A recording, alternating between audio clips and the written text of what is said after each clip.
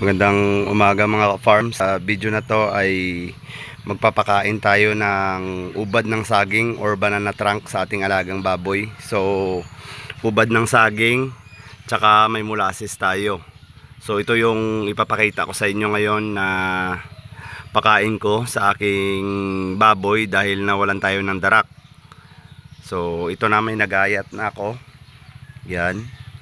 So lalagyan ko yan ng molasses, then ipapakain na natin sa ating mga alaga. So maganda talaga mga ka-farm pag may molasses tayong available, dahil kahit anong halaman at pagkain ay pwede talaga basta mahaluan natin ng molasses. Kakainin talaga yan ng ating alagang baboy. So ito na. So magmi-mix na ako ngayon. Ito na, may nagayat na ako kanina. Yan. Lalagyan ko lang ng molasses.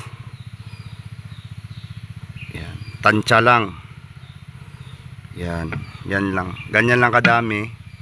Pagkatapos ay haluan ko to ng tubig. Haluan ko ng tubig. So haluin ko. Then lalagyan natin ng kaunting tubig lang. Yan. So yan na yung itsura niya. So antayin nyo na lang mga ka-farm na malagyan ko ng tubig para mapakain na natin sa ating alagang baboy. Ito na mga ka-farm yung nagayat na natin na ubad ng saging. So ipapakain na natin ngayon. Nalagyan ko na to ng tubig. Tips lang pala mga ka-farm sa pagbibigay ng ubad ng saging ay dapat piliin natin yung pinaka malambot na part para hindi mahirapan yung ating baboy. Then konting molasses lang, okay nang pakain sa ating mga alaga. So yun lang mga ka-farm, ay papakain ko na, tapos ipapakita ko sa inyo kung gaano kalakas kumain ng saha ng saging at molasses ang aking alagang baboy. Ang aking alagang baboy, yan, papakainin na natin ng ginawa nating saha ng saging tsaka molasses.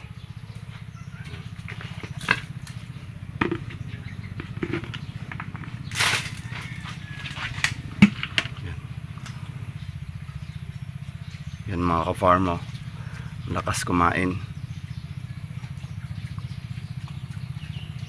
So mahalaga talaga mga ka-farm na may mga alternatibo tayong pakain, para kapag mawalan man tayo ng pambili ng pagkain, marami tayong sa paligid.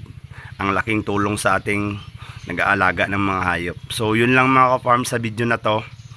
Happy farming! Subscribe for more videos. Salamat!